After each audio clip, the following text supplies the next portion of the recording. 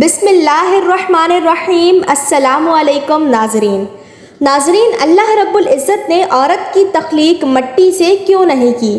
عورت کو مرد کی پسلی سے کیوں پیدا کیا گیا؟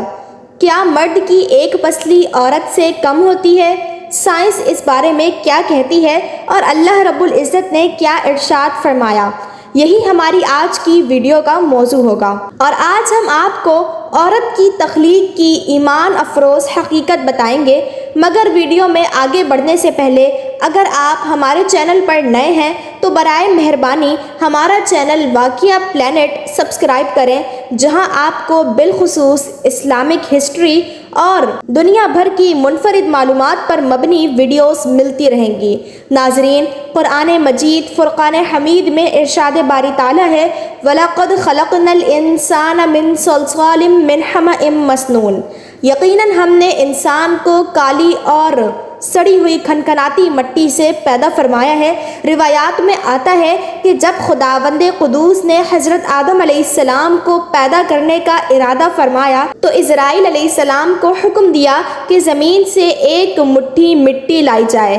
حکم خداوندی کے مطابق اسرائیل علیہ السلام نے آسمان سے اتر کر زمین سے ایک مٹھی مٹی اٹھائی تو پوری روئے زمین کی اوپری پرد چھلکے کی مانند اتر کر آپ کی مٹھی میں آ گئی، جس میں 60 رنگوں اور مختلف کیفیتوں والی مٹیاں تھیں، یعنی سفید اور سیاہ، سرخ، زرد رنگوں والی اور نرم اور سخت، شیریں و تلخ، نمکین و پھیکی وغیرہ کیفیتوں والی مٹیاں شامل تھیں۔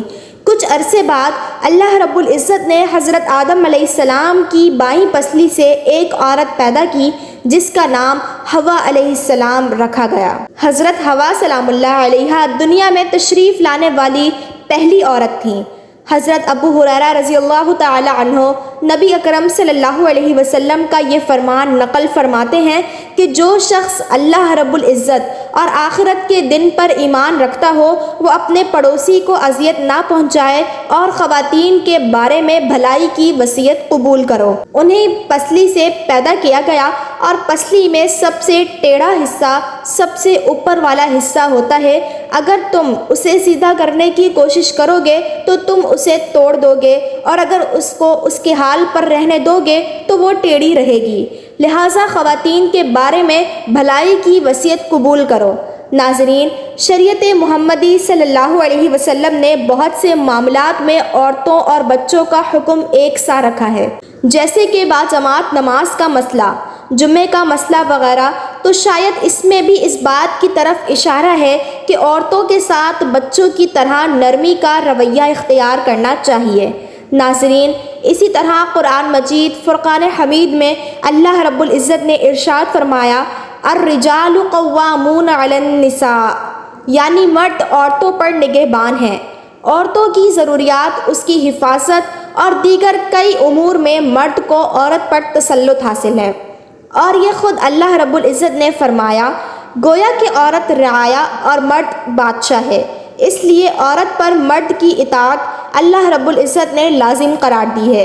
اس سے ایک بات یہ واضح ہوتی ہے کہ میاں بیوی کے حقوق ایک جیسے نہیں ہیں، بلکہ مرد کے حقوق عورت سے زیادہ ہیں، اور ایسا ہونا عورت کے ساتھ ناانصافی یا ظلم نہیں بلکہ عین انصاف اور حکمت کے تقاضے کے عین مطابق ہے۔ ناظرین، علماء نے اس نقطے پر بحث کی ہے کہ ہر انسان مٹی سے بنتا ہے یا انسان اول حضرت آدم علیہ السلام مٹی سے بنے ہیں۔ بات یہ ہے کہ پہلے انسان مٹی سے بنے ہیں اور باقی انسانوں کے بارے میں مٹی سے بنا ہوا اس لیے کہا جاتا ہے کہ مٹی سے ہی غذائیں کھا کر نطفہ بنتا ہے جو انسان کی تخلیق کا باعث ہے۔ اس حوالے سے سورۃ طٰہٰ کی آیت منہا خلقناکم وفیہا نعیدکم ومنہا نخرجکم تارۃ اخری کے تحت بعض مفسرین نے یہ موقف اختیار کیا ہے کہ انسان کو اللہ رب العزت نے مٹی سے پیدا کیا۔ ناظرین، اسی طرح بعض کے مطابق مرد کی پسلی سے عورت کو بنا کے اللہ رب العزت نے مرد کو اپنی اس حکمت کا اشارہ دیا کہ میں نے عورت کی تخلیق فرشتوں سے لائی ہوئی مٹی سے نہیں بلکہ انسان کی پسلی سے کی ہے۔ میں نے اسے تمہارے جسم کے حصے سے اس لیے نکالا کہ عورت کا تقدس اور پردہ قائم رہے۔ فرشتوں کو بھی خبر نہ ہونے پائے کہ زمین کی لائی ہوئی کس مٹی سے عورت کی تخلیق ہوئی۔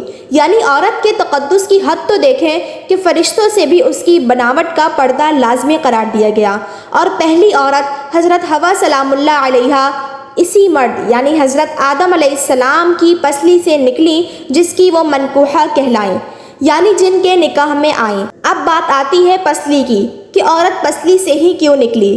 کیا ٹیڑھا پن وہاں سے ملا؟ نہیں، یہاں بھی حکمت سے خالی بات نہیں ہے۔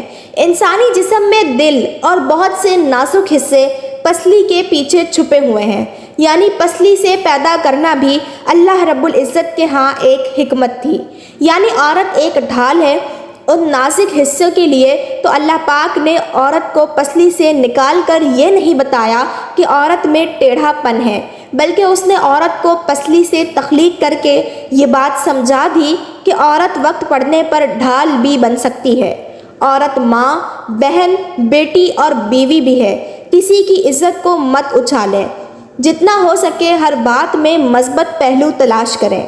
ناظرین، بعض لوگ یہ کہتے ہیں کہ ہر عورت اس مرد کی پسلی سے پیدا کی جاتی ہے جس سے اس کا نکاح ہوتا ہے۔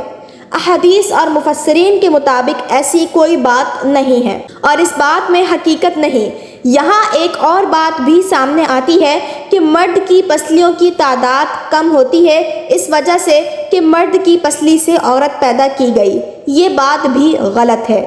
حضرت آدم علیہ السلام اور اماں حوا کی تخلیق اور کچھ لوگوں کا یہ یقین بالکل غلط ہے کہ مردوں کی پسلی عورتوں کے مقابلے میں کم ہوتی ہے، کیونکہ حضرت حوا سلام اللہ علیہا حضرت آدم علیہ السلام کی ایک پسلی سے پیدا ہوئی تھیں، اس لیے مردوں کی ایک پسلی عورتوں سے کم ہوتی ہے، مگر یہ سچ نہیں ہے۔ میڈیکل سائنس کے مطابق لوگوں کی اکثریت کے پاس پسلیوں کے 12 سیٹ یعنی 24 پسلیاں ہیں، چاہے ان کی جنس مرد ہو یا عورت۔ لہٰذا مرد اور عورت کی پسلیوں کی تعداد برابر ہوتی ہے، مگر بعض حالات کے ساتھ یا اگر کوئی شخص میڈیکلی انفٹ ہے تو اس کی پسلیوں کی تعداد کم یا زیادہ ہو سکتی ہے۔ البتہ عام انسانوں کی پسلیوں کے 12 سیٹ ہوتے ہیں، یعنی 24 پسلیاں، اور عورت اور مرد کی پسلیاں برابر ہوتی ہیں۔ مگر یہ صحیح حدیث ہے کہ حضور نبی کریم صلی اللہ علیہ وسلم نے فرمایا، عورت کو مرد کی پسلی سے پیدا فرمایا گیا۔ ناظرین، اسی امید کے ساتھ اجازت دیجیے کہ آپ کو ہماری ویڈیو پسند آئی ہوگی۔ ملتے ہیں بہت جلد ایک نئی تاریخی، تحقیقی اور معلوماتی ویڈیو کے ساتھ۔ دیکھتے رہیے واقعہ پلانٹ۔ اللہ رب العزت آپ کا حامی و ناصر ہو۔